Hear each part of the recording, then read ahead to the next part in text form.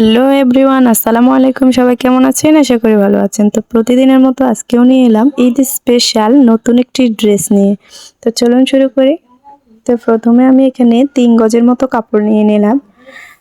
6 থেকে 7 বছরের বেবিদের জন্য ড্রেসটা কাটিং করব। তো প্রথমে আমি বডির উপরের পার্টটা কাটিং করে নেব। ফ্রকের যে উপরের পার্টটা থাকে, তো এখানে আমার লম্বা আছে 10 ইঞ্চি। তো আমি 10 ইঞ্চিতে মার্ক করে প্রথমত কাপড়টাকে আলাদা করে নিলাম। তো এখানে আমি বন্ধ সাইডটা আমার দিকে রাখলাম, খোলা সাইডটা অপর দিকে রাখলাম। তো এখানে আমি কাপড়টাকে 4 ভাঁজে ভাঁজ করে নিলাম। তো প্রথমে গলা চওড়া নিয়ে নিলাম 2 ইঞ্চি, শোল্ডার নিয়ে নিলাম 2.5 ইঞ্চি। তো শোল্ডারের লম্বাটা নিয়ে নিলাম 5 ইঞ্চি। তো এখানে আমি বক্স করে নিলাম, এভাবে শেপ দিয়ে নেব। তো আমার গলা চড়া লম্বাটা 4 ইঞ্চিতে এভাবে আমি মার্কস করে নিলাম। তো বডি 26-এ 4 ভাগের 1 ভাগ 6.5 ইঞ্চি। তো এভাবে আমি মার্কসটা করে নিলাম। 1 ইঞ্চি ডাউন করে এভাবে মার্কস করে নিলাম। তো এখন দাগ অনুযায়ী কাটিং করে নেব। তো এভাবে দাগ অনুযায়ী কাটিং করে নেওয়ার পর এভাবে নিচ থেকে 1/2 ইঞ্চি ডাউন করে কেটে নেব। এখন গলাটাকে আমি এভাবে কেটে নিলাম। তো এখন আমি নিচের লেয়ারগুলো কাটিং করব। তো আমি এখানে কাপড়টা নিয়ে নিলাম। তো এখানে আমি 5 ইঞ্চিতে প্রতিটি লেয়ার কাটিং করে নেব। তো এখানে আমি 4টা লেয়ার দেব। তো প্রথমে আমি 5 ইঞ্চিতে দাগ টেনে টেনে লেয়ারগুলো কাটিং করে নেব। তো আমি এখানে দুটো কালারের মানে লেয়ারগুলো দেব। তো প্রথমেরটা এক কালার কাপড়, পরেরটা সিট কাপড় দিয়ে এভাবে দেব। তো এখানে আমি একই মাপে লেয়ারগুলো কাটিং করে নেব।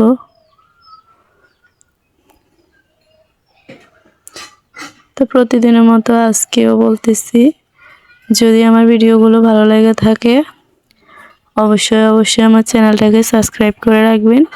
পাশে থাকা বেল আইকনটি অল করে রাখবেন পরবর্তীতে ভিডিওগুলো পাওয়ার জন্য। আর যদি ফেসবুক পেজ থেকে দেখে থাকেন তাহলে আমার পেজটাকে ফলো দিয়ে লাইক কমেন্ট শেয়ার করে দেবেন। তো আমি এক কালারের কাপড়টাকেও একই নিয়মে কাটিং করে নিলাম। আমি নিচে 4 ইঞ্চিতে 4 ইঞ্চি চওড়া কাপড় নিলাম, এটা নিচের ঘেরের অংশে কুচি দেওয়ার জন্য। তো এরকমভাবে বাকি কাপড়টুকু টুকরো করে নিলাম। তো এখন চলুন সেলাই করব।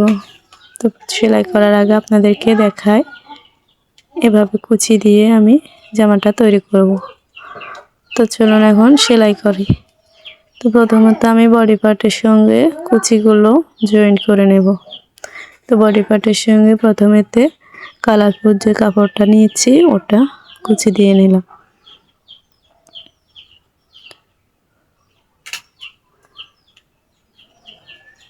তো আমার এভাবে কুচি দেওয়া শেষ।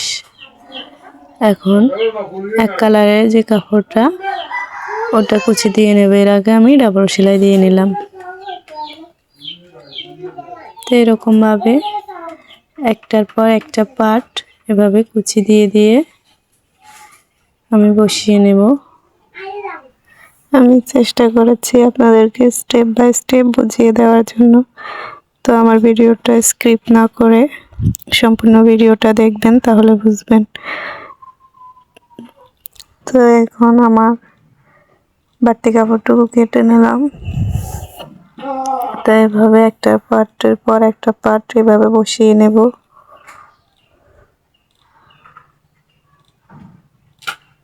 তো এখন আমি প্রত্যেকটা পার্টকে ডাবল সেলাই দিয়ে নেব। তো এভাবে ডাবল সেলাই দিয়ে নেওয়ার পর আরেকটা পার্ট বসিয়ে নেব।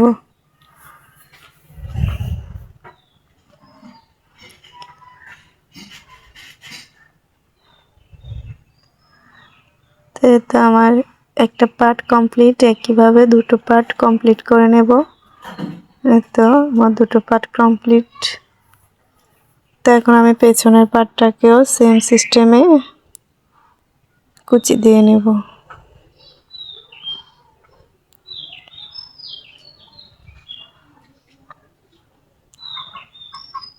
তো ওই দুটো পার্ট তো আলাদা আলাদা কুচি দিয়েছি, এটা কিন্তু ডাইরেক্ট। তো এখন আমি নিচে মাঝখানে লেসের মতো কুটিটার মাঝখানে দেব এটা। তো এখানে আমি বক্রম ইউজ করে নেই।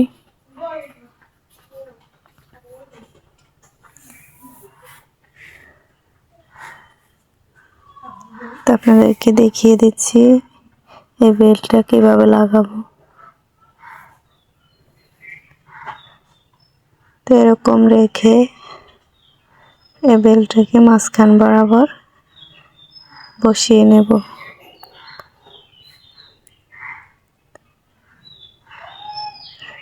তো এই জন্য আগে শোল্ডারটা জয়েন দিয়ে নিলাম।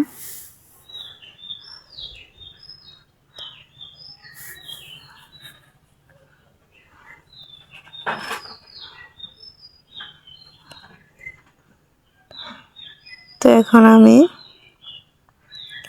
নিচে যে আরেকটা কুচির লেয়ার আছে ওই লেয়ারটা সেলাই করব। এর আগে হাতার মধ্যে পাইপিংটা বসিয়ে নেব।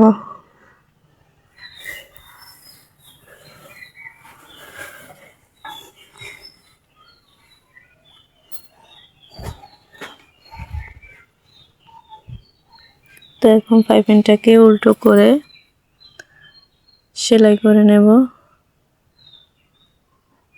তার আগে বাড়তি যে কাপড়টুকু রয়েছে ওই কাপড়টুকু কাটিং করে নিলাম।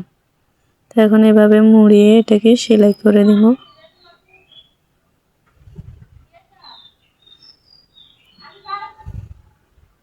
পাইপিংয়ের কাপড়টাকে একটু টেনে টেনে সেলাই করলে ফিনিশিংটা খুবই সুন্দর আসে। তো একই রকম ভাবে আমি দুটো হাতা এভাবে সেলাই করে নেব। তো এভাবে সেলাই করে নেওয়ার পর এখন আমি বডি পার্টটা এভাবে জয়েন্ট করে নেওয়ার পর এখন আমার ড্রেসটা কমপ্লিট। তো কেমন হয়েছে অবশ্যই কমেন্টে বলবেন। তো আজ এই পর্যন্ত, সবাই ভালো থাকবেন, সুস্থ থাকবেন, আল্লাহ হাফেজ।